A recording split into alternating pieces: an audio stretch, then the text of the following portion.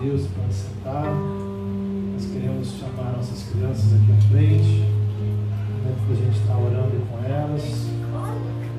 Todas as nossas crianças, nossos bebês, nossas tias.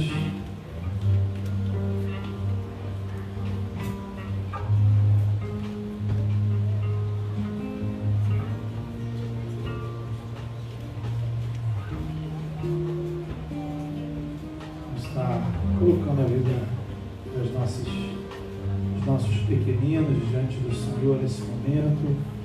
Está convidando nosso irmão Maguinho para estar aqui orando, pedindo ao Senhor a bênção do nosso Deus para as nossas crianças e para as nossas vidas. Feche seus olhos, peça ao Senhor para falar o seu coração nessa hora.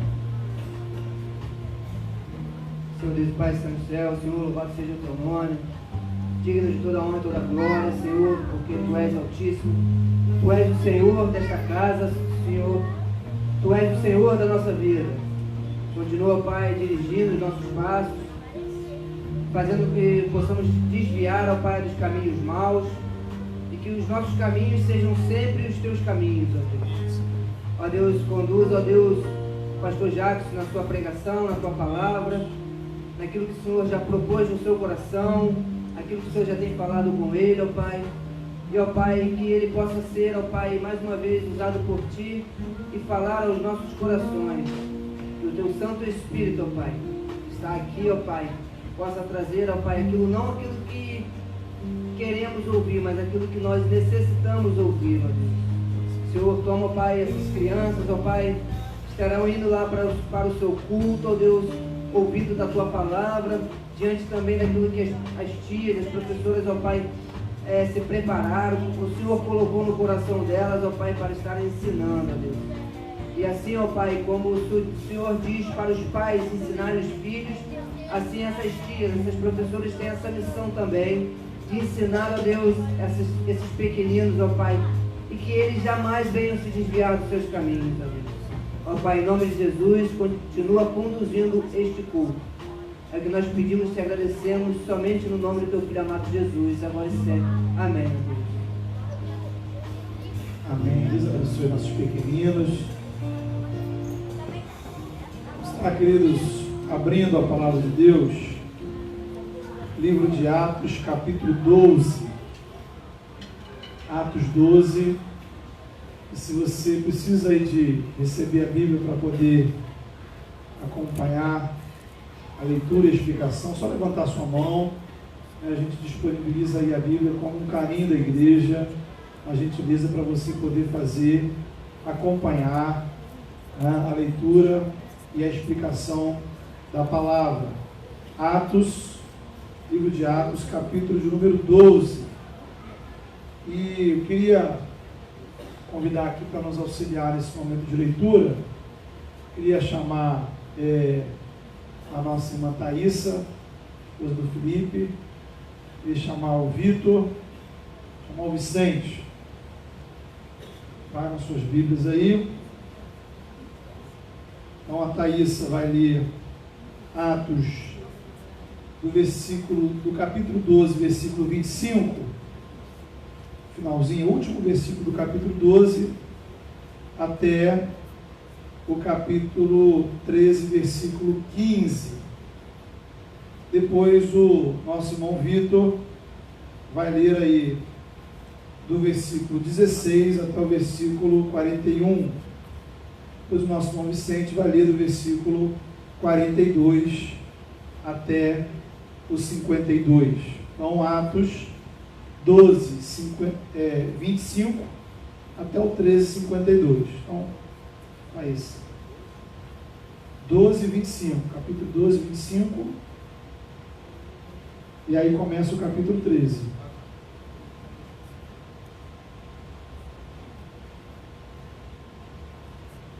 Leiamos. Barnabé e Saulo, cumprida a sua missão, voltaram de Jerusalém, levando também consigo a João, apelidado Marcos.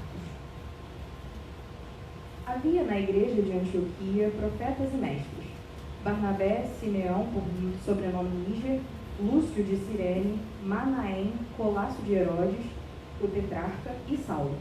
E servindo eles ao Senhor e jejuando, disse o Espírito Santo: Separai-me agora Barnabé e Saulo para a obra que os tenho chamado. Então, jejuando e orando e impondo sobre eles as mãos, os despediram. Enviados, pois, pelo Espírito Santo, desceram a Seleucia e dali navegaram para Chipre. Chegados a Salamina, anunciavam a palavra de Deus nas sinagogas judaicas. Tinham também João como auxiliar. Havendo atravessado toda a ilha até Pafos, encontraram certo judeu, mágico, falso profeta, de nome Bar-Jesus, o qual estava com o procônsul Sérgio Paulo, que era homem inteligente.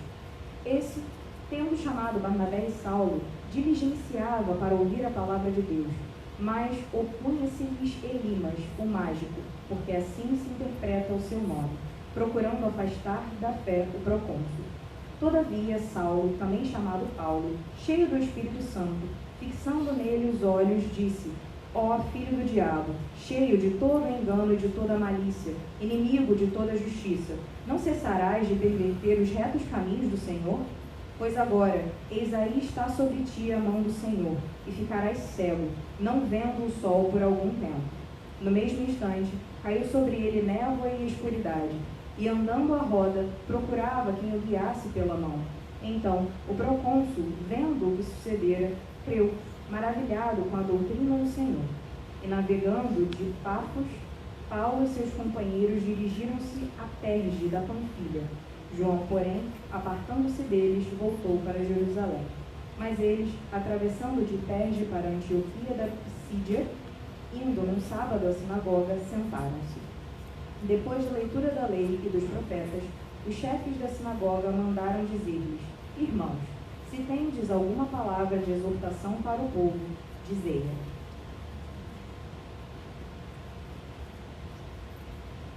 Pondo-se em pé, Paulo fez sinal com a mão e disse: Israelitas e gentios tementes a Deus, ouçam, o Deus do povo de Israel, escolheu nossos antepassados e exaltou o povo durante a sua permanência no Egito. Com grande poder, os fez sair daquele país e os aturou no deserto durante cerca de 40 anos. Ele destruiu 7 nações em Canaã e deu a terra delas como herança a seu povo. Tudo isso levou cerca de 450 anos. Depois disso, ele lhes deu juízes até o tempo do profeta Samuel. Então o povo pediu um rei, e Deus lhe deu Saul, filho de Quis, da tribo de Benjamim, que reinou 40 anos. Depois de rejeitar Saul, levantou-lhes Davi como rei, sobre quem testemunho: Encontrei Davi, filho de Jessé, homem segundo o meu coração. Ele fará tudo o que for da minha vontade. Da descendência desse homem, Deus trouxe a Israel o Salvador Jesus, como prometera. Antes da vinda de Jesus, João pregou um batismo de arrependimento para todo o povo de Israel. Quando estava completando sua carreira, João disse: Quem vocês pensam que eu sou? Não sou quem vocês pensam, mas eis que vem depois de mim aquelas sandálias não sou digno de desamarrar. Irmãos, filhos de Abraão e gentios tementes a Deus, a nós foi enviada esta mensagem de salvação. O povo de Jerusalém e seus governantes não reconheceram Jesus, mas ao condená-lo, cumpriram as palavras dos profetas, que são lidas todos os sábados. Mesmo não achando motivo legal para uma sentença de morte, pediram a Pilatos que o mandasse executar. Tendo cumprido tudo o que estava escrito a respeito dele, tiraram-no do madeiro e o colocaram no sepulcro. Mas Deus o ressuscitou dos mortos e, por muitos dias, foi visto por aqueles que tinham ido com ele da Galiléia para Jerusalém. Estes agora são testemunhas de Jesus para o povo. Nós lhes anunciamos as boas novas, o que Deus prometeu a nossos antepassados. Ele cumpriu para nós, seus filhos, ressuscitando Jesus, como está escrito em Salmos 2. Tu és meu filho, e eu hoje te gerei. O fato de que Deus o ressuscitou dos mortos, para que nunca entrasse em decomposição, é declarado nestas palavras: Eu dou a vocês as santas e fiéis bênçãos prometidas a Davi. Assim ele diz em outra passagem: Não permitirás que o teu santo sofra decomposição. Tendo, pois, Davi servido ao propósito de Deus em sua geração, adormeceu, foi sepultado com os seus antepassados, e o seu corpo se decompôs. Mas aquele a quem Deus ressuscitou não sofreu decomposição. Portanto, meus irmãos, quero que saibam que mediante Jesus é proclamado o perdão dos pecados a vocês. Por meio dele, todo aquele que crê é justificado de todas as coisas das quais não podiam ser justificados pela lei de Moisés. Cuidem para que não aconteça o que disseram os profetas. Olhem, escarnecedores, admirem-se e pereçam, pois nos dias de vocês farei algo que vocês jamais creriam, se a vocês fosse contado. Ao saírem eles, rogaram-lhe que, no sábado seguinte, lhe falassem estas mesmas palavras. Despedida a sinagoga, muitos dos judeus e dos prosélitos piedosos seguiram Paulo e Barnabé, e estes, falando-lhes, os persuadiam a perseverar na graça de Deus. No sábado seguinte, afluiu quase toda a cidade para ouvir a palavra de Deus, mas os judeus, vendo as multidões, tomaram-se de inveja e, blasfemando, contradiziam o que Paulo falava. Então, Paulo e Barnabé, falando ousadamente, disseram: cumpria que a vós outros, em primeiro lugar, fosse pregada a palavra de Deus, mas posto que a rejeitais e a vós mesmos vos julgais indignos da vida eterna, eis aí que nos volvemos para os gentios, porque o Senhor assim o determinou. Eu te constituí para a luz dos gentios, a fim de que sejas para a salvação até os confins da terra. Os gentios, ouvindo isso, regozijavam-se e glorificavam a palavra de Deus, e creram todos os que haviam sido destinados para a vida eterna, e divulgava-se a palavra do Senhor por toda aquela região. Mas os judeus instigaram as mulheres piedosas de alta posição e os principais da cidade, e levantaram perseguição contra Paulo e Barnabé, expulsando-os do seu território. E estes, sacudindo contra eles o pó dos pés, partiram para Icônio. Os discípulos, porém, transbordavam de alegria e do Espírito Santo. Amém, queridos. Então, queridos, esse longo capítulo aí, ele começa nos convidando a olhar para a liderança da igreja que ficava na cidade de Antioquia. Antioquia, uma cidade que fica aí na Síria, ao norte de Israel. E o texto começa descrevendo 5 cristãos que eram líderes dessa comunidade. Nós temos aí o Barnabé, o Simeão, o Lúcio, o Manaém e o Saulo.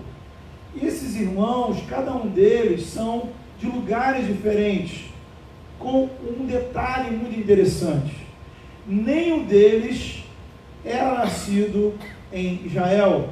Todos eles eram originários de lugares distintos, de modo que nós temos ali em Antioquia o que hoje nós poderíamos chamar de uma igreja multicultural, multiétnica.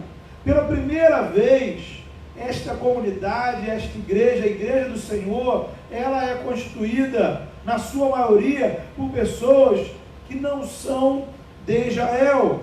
Gente de nacionalidade diferente, gente de cultura diferente, gente de cor da pele diferente. Então, em Antioquia, queridos, nós vemos o Evangelho gerar uma comunidade que está unida, não por qualquer outra coisa, a não ser pela fé em Jesus. Em Antioquia, o Evangelho gera uma união única.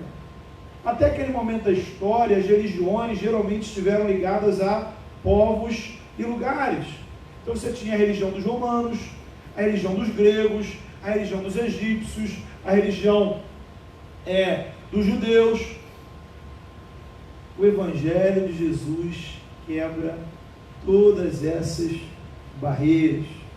Veja que na antiguidade era muito comum, quando alguém saía de um lugar e ia em outro país, a tendência da pessoa era participar dos cultos naquele país, porque na perspectiva dela, ora, pode ser que o meu Deus não funcione aqui, pode ser que o meu Deus não tenha autoridade nessa terra.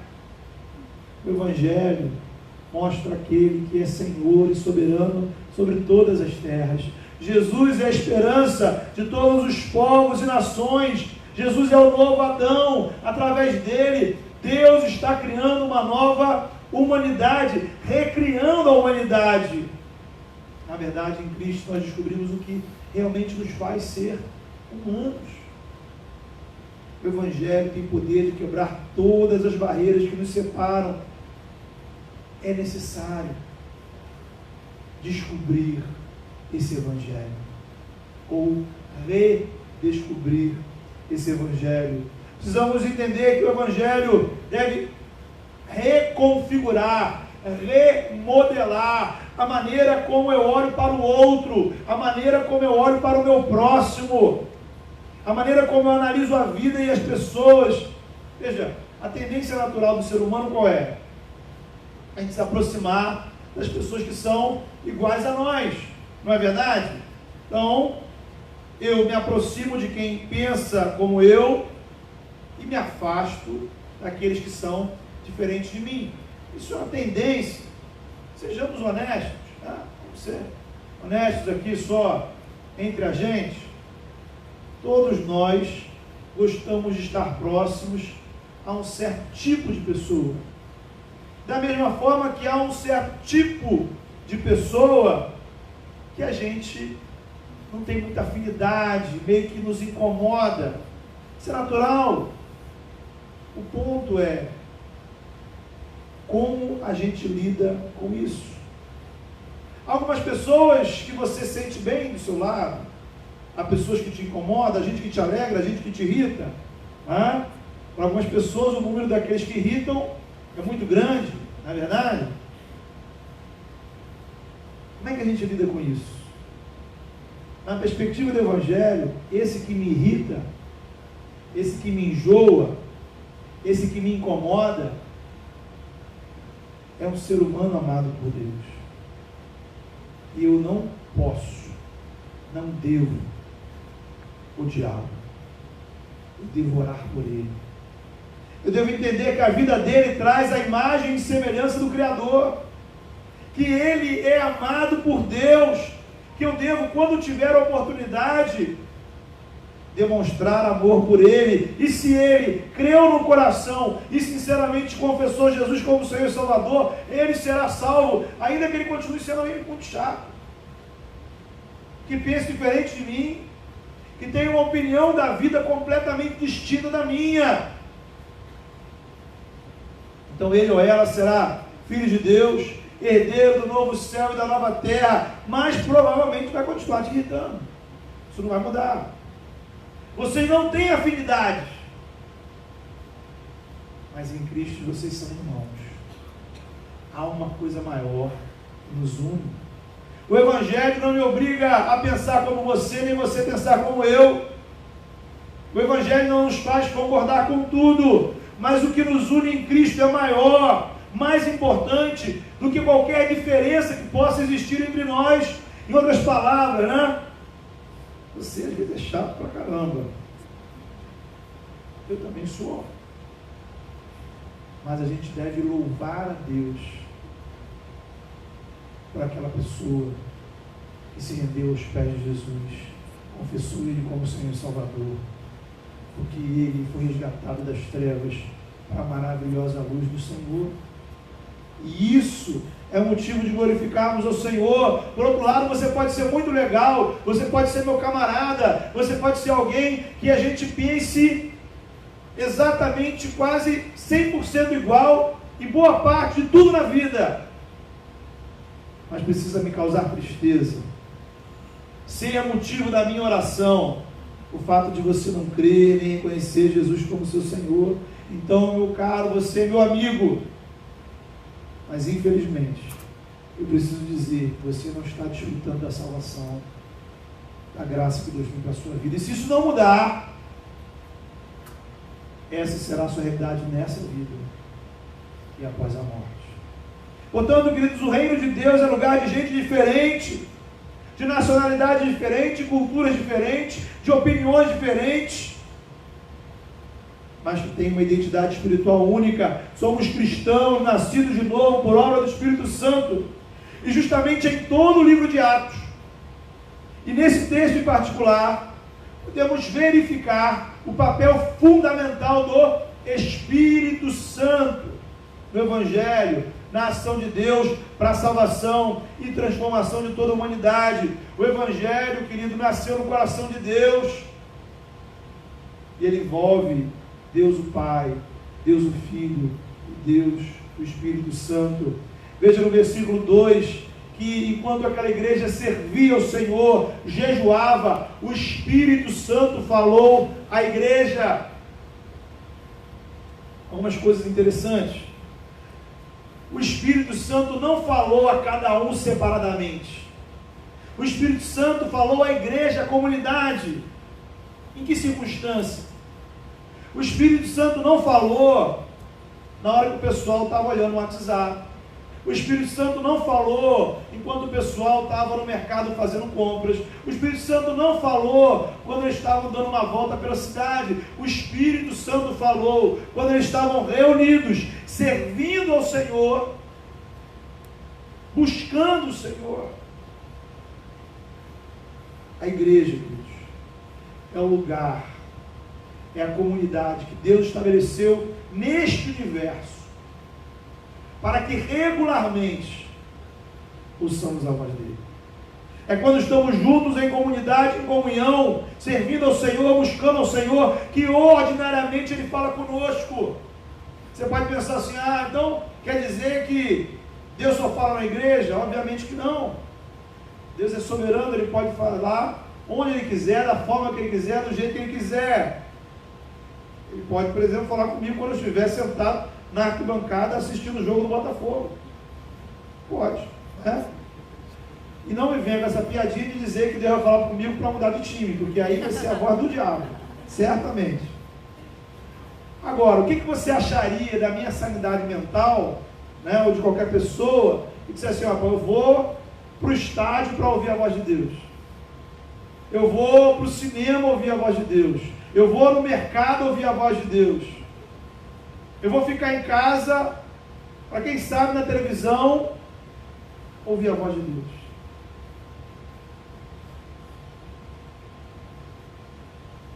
Isso significa que Deus pode falar com você na academia, no shopping, no trabalho, dirigindo, ouvindo uma música, lendo um livro. Ele pode. Mas a forma ordinária, principal, regular, que Cristo instituiu para Ele se comunicar conosco, é através da sua palavra, é no meio da igreja, é onde o Espírito Santo ordinariamente age. A carta aos Hebreus vai dizer, lá no capítulo 1, que no Antigo Testamento, Deus falou diversas vezes, de diversas maneiras. Mas agora, a partir do Novo Testamento, o Senhor nos fala pelo seu Filho.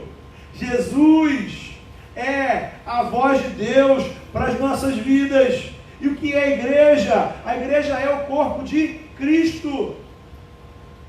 É a comunidade daqueles que são batizados em nome de Jesus. Se reúnem para adorar e servir a Jesus. E justamente é o que esses irmãos estão aqui fazendo. Por que o culto é importante? Porque estamos aqui para adorar Ele, servir Ele, pregar o Evangelho dEle. Então, certamente Deus vai falar com você.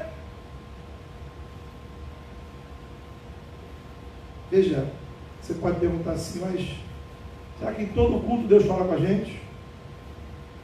A resposta é sim, absolutamente sim.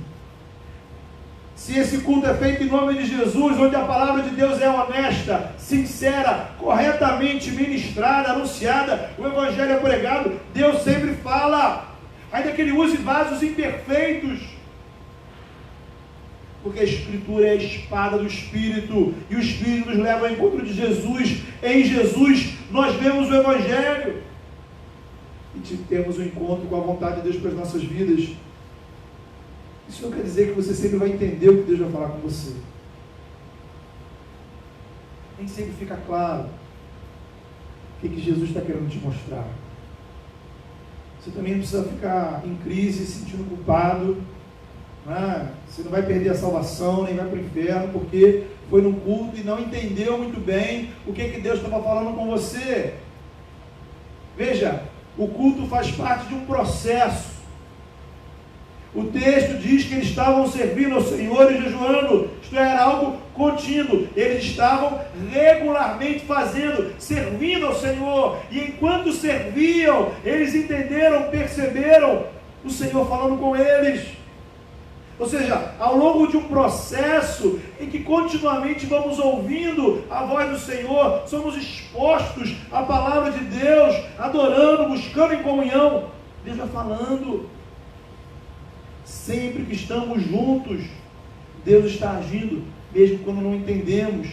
Guarde uma coisa no seu coração: a sua mente, a sua inteligência, não é o único critério para saber se Deus está agindo ou não.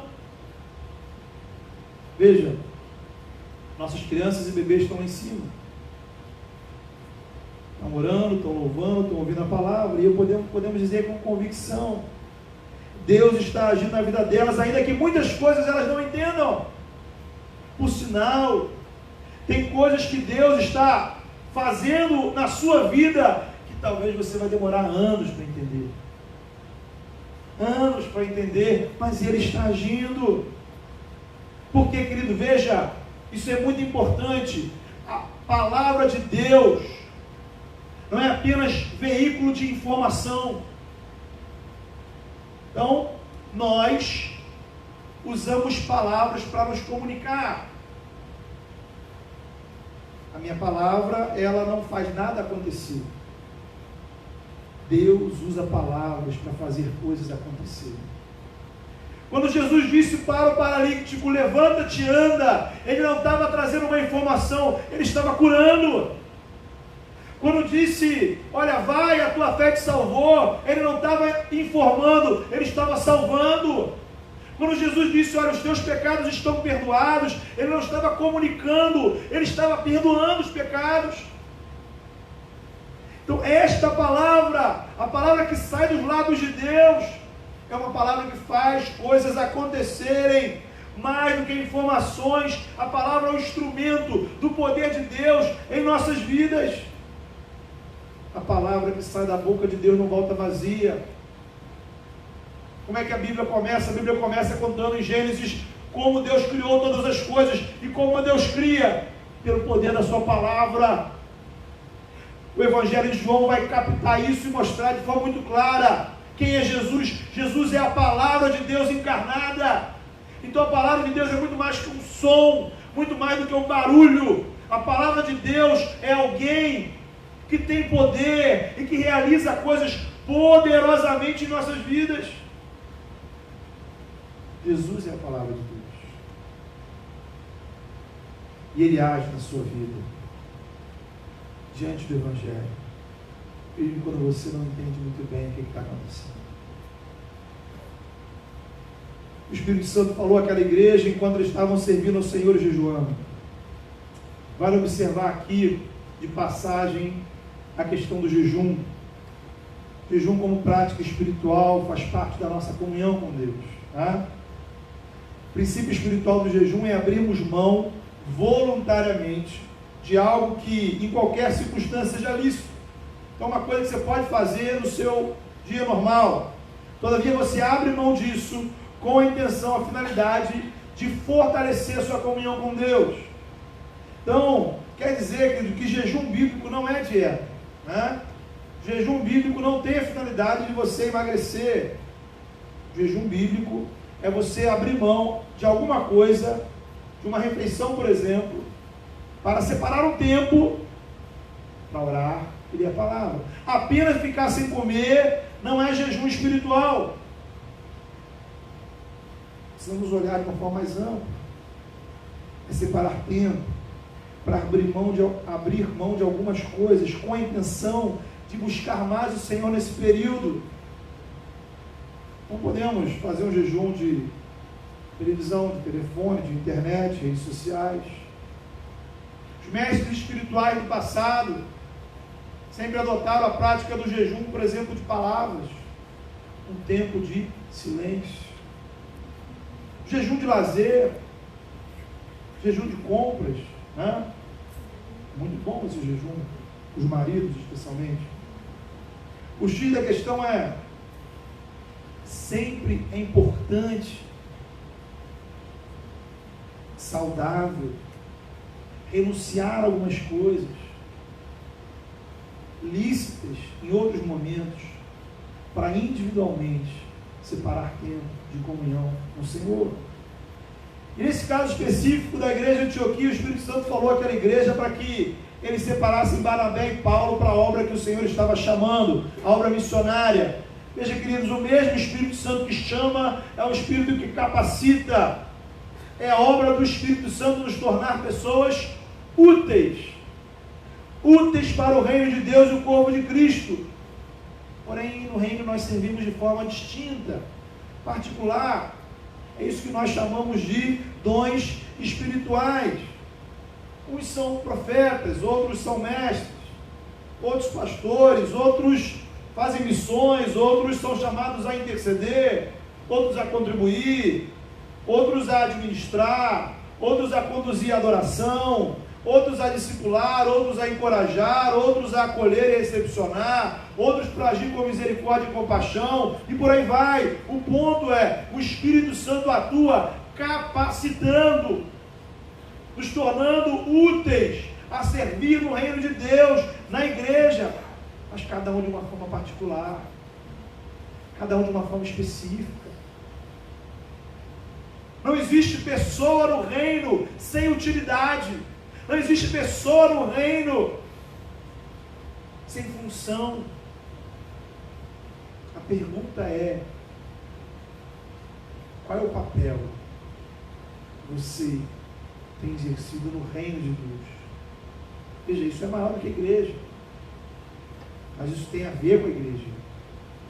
É maior do que a igreja, mas tem a ver com a igreja. Jesus tem uma obra, ele chama pessoas, a obra era do Senhor. Veja, não foi Barnabé e Paulo que levantaram a mão e disseram: nós queremos dar uma forcinha, nós queremos ajudar a obra do Senhor. Não, foi o Senhor que foi lá e disse: olha, separai-me fulano e fulano, porque eu tenho uma obra. Onde é essa obra? Como é que é essa obra? Não interessa a obra do Senhor, mas Ele quer usar pessoas, Ele quer usar gente como eu e você.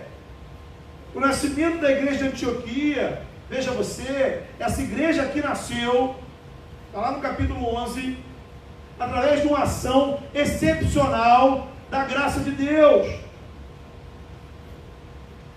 Mas a obra do Evangelho não terminava em Antioquia.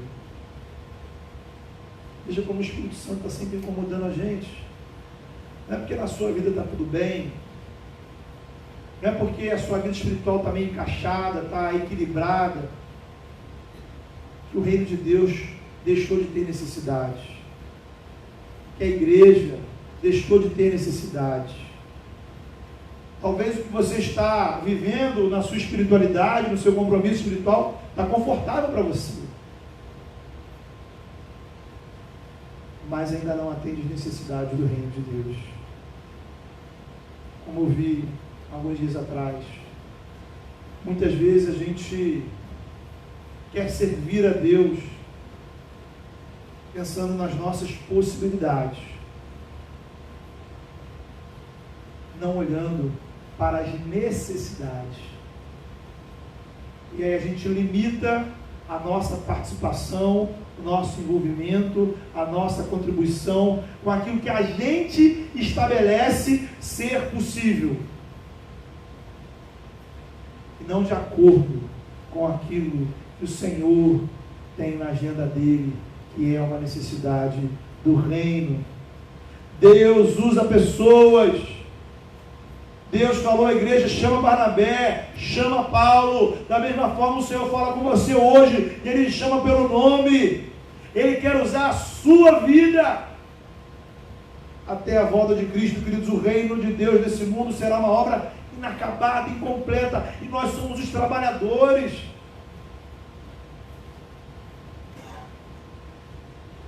Barnabé e Paulo foram para outras cidades, outras nações, mas talvez o Senhor quer te chamar para te usar de forma mais perto. Talvez é com o seu vizinho, talvez é dentro da sua casa, talvez é dentro da igreja, talvez é lá no seu trabalho, talvez é aquele seu amigo, talvez é aquele seu primo, talvez é aquela pessoa que você convive, que está longe do Senhor, talvez é alguém que seja crente, que está precisando de uma palavra de encorajamento.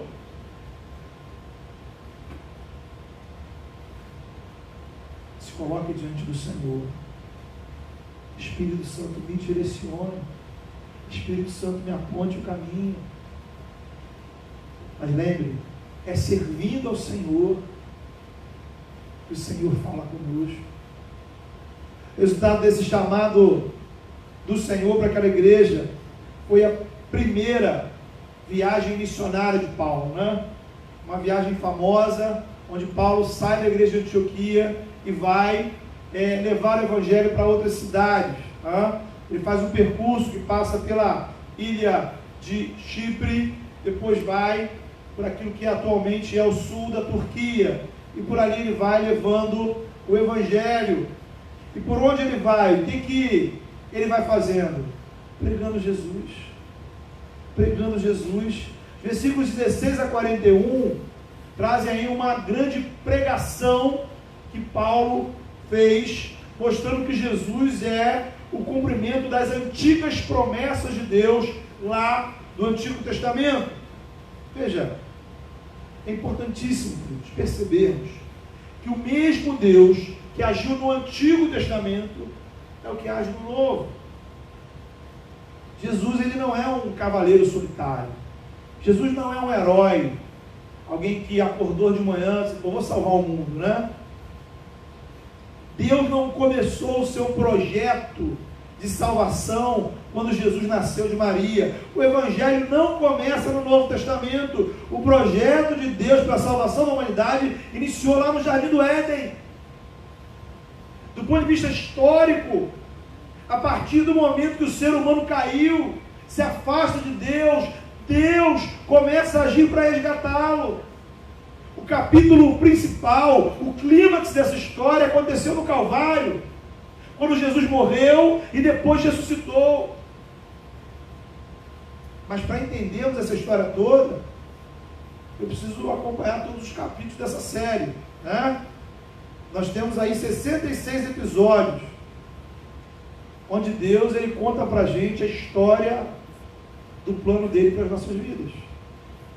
Cada um desses episódios é um livro da Bíblia. Onde isso começou, os principais acontecimentos, onde isso vai parar. Por isso, para a fé cristã, o Antigo Testamento é tão palavra de Deus quanto o Novo Testamento. O Evangelho da graça, está presente lá em Êxodo e Levítico, né? Se tivesse uma pesquisa entre os crentes, né? Qual o livro que você nunca leu na Bíblia? Acho que Levítico quer ganhar, né? Mas a graça de Deus também está em Levítico. A graça de Deus está lá em Números. A graça de Deus está em Ezequiel, está em Provérbios, está em Neemias. A graça de Deus está em cada página da Bíblia, porque cada página da Bíblia o Espírito Santo nos fala o projeto de Deus para a nossa salvação. Salvação pela graça através da fé em Cristo. Agora, aí tem dois detalhes importantíssimos. Não dá para eu entender o Evangelho, entender quem é Jesus e a sua obra, se eu não compreender o pano de fundo do Antigo Testamento, porque Jesus é o cumprimento daquelas profecias, ok? Em contrapartida, eu não posso ler o Antigo Testamento e esquecer que a história contada lá se cumpre em Jesus. Quem é Jesus? Jesus é o nosso tabernáculo, Jesus é o nosso templo, Jesus é o nosso altar, Jesus é o nosso sacerdote, Jesus é a nossa arca da aliança, Jesus é o nosso Monte Sinai. Dizer que hoje em dia, né, como alguns acabam dizendo, que na igreja existe algum tipo de altar, ou algum tipo de sacerdote, ou que a gente precisa de tocar em algum tipo de arca, é ignorar que estes símbolos já cumpriram o seu papel na história. Eles estão ultrapassados quando o Filho de Deus se tornou um ser humano. Jesus é tudo isso e mais. Então eu não preciso de altar, eu não preciso de arca, eu não preciso de sacerdote, eu preciso de Jesus. É o que Paulo estava tentando dizer aqui para os judeus. Olha, tudo antes era promessa, tudo antes era símbolo, agora se cumpriu. Agora chegou a realidade. E essa realidade está nos versículos 38 e 39. Quando Paulo vai dizer que Deus em Cristo nos oferece perdão de pecados. Bem, você tem pecados. Eu tenho pecados. O cristianismo não trata de uma situação onde a gente não tem pecado. Você tem e eu tenho. A pergunta é: quem vai perdoar o seu pecado? A premissa é que todos nós temos pecados. O cristianismo não faz ninguém melhor que ninguém. Ao contrário. O cristianismo nos faz reconhecer a nossa miséria. Os meus pés sujos. A pergunta é: quem vai lavar os seus pés? Quem vai lavar os seus pés? Talvez por orgulho e incredulidade, você diga: eu não preciso. Então, um dia, diante de Deus, você vai chegar com seus pés sujos e ninguém lavou. O Evangelho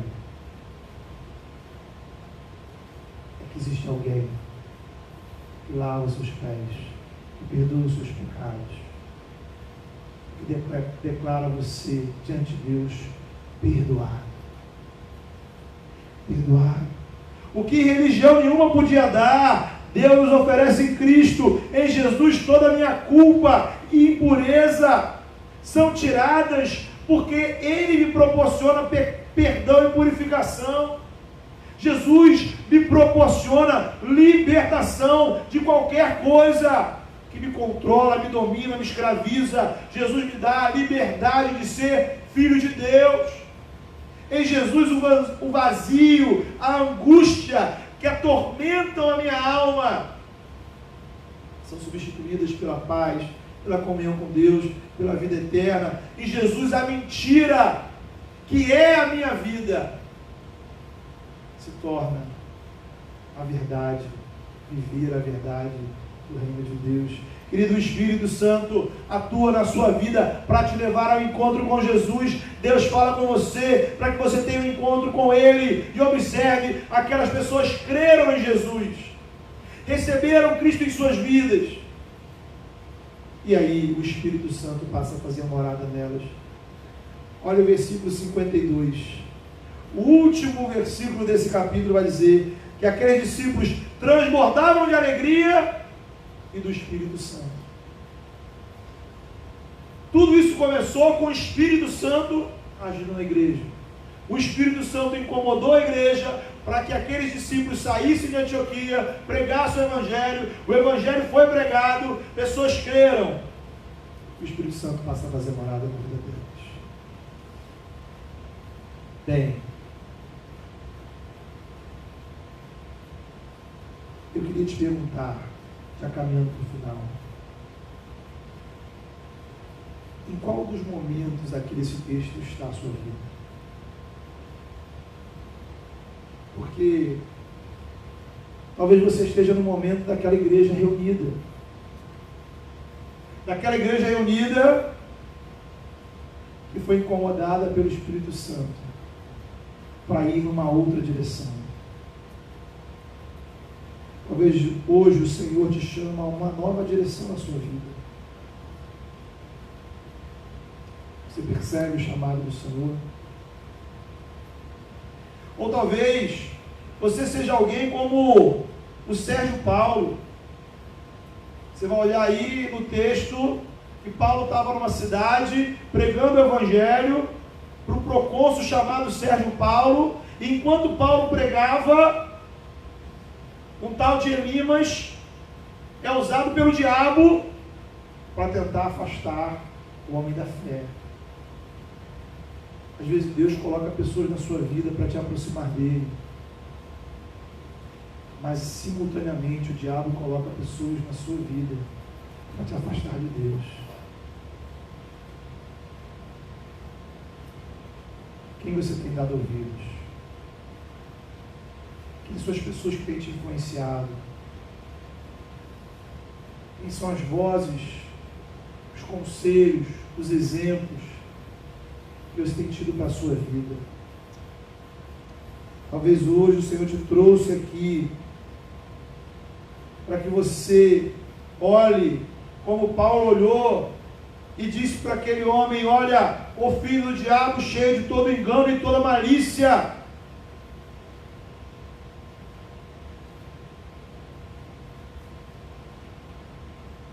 Talvez você seja como o próprio Paulo, que servindo ao Senhor tem enfrentado oposições, adversários, inimigos, problemas. Mas o texto diz que Paulo fez tudo isso cheio do Espírito Santo. É preciso se encher do Espírito para seguir em frente. Ou ainda talvez você é alguém que veio aqui hoje, trazido pelo Senhor, para relembrar, ou pela primeira vez saber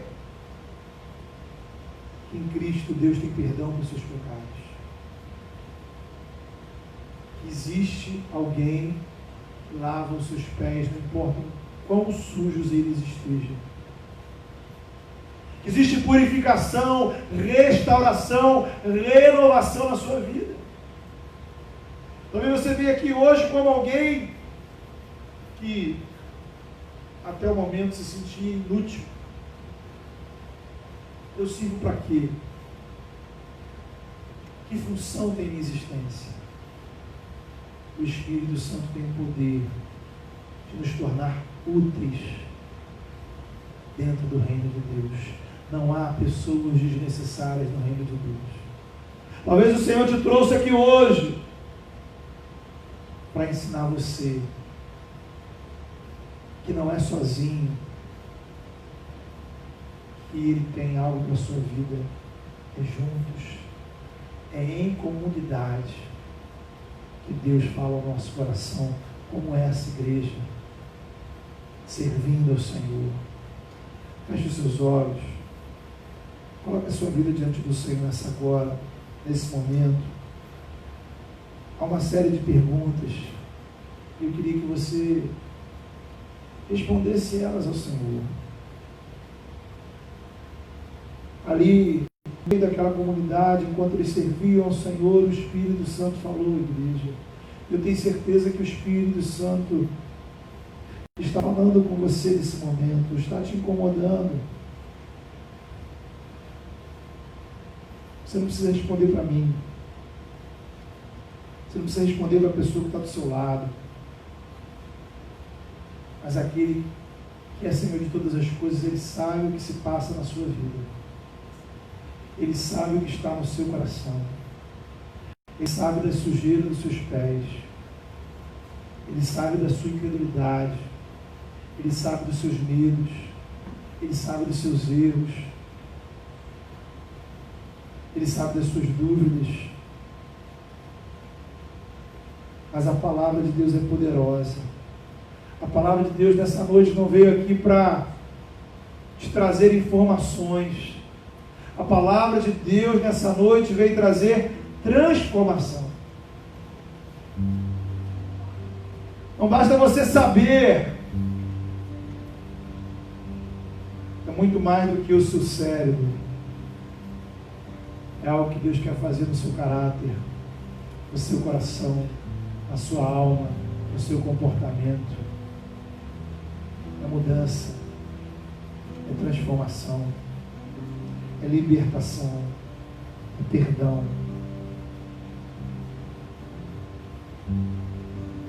Senhor, nós louvamos o Teu nome, Senhor.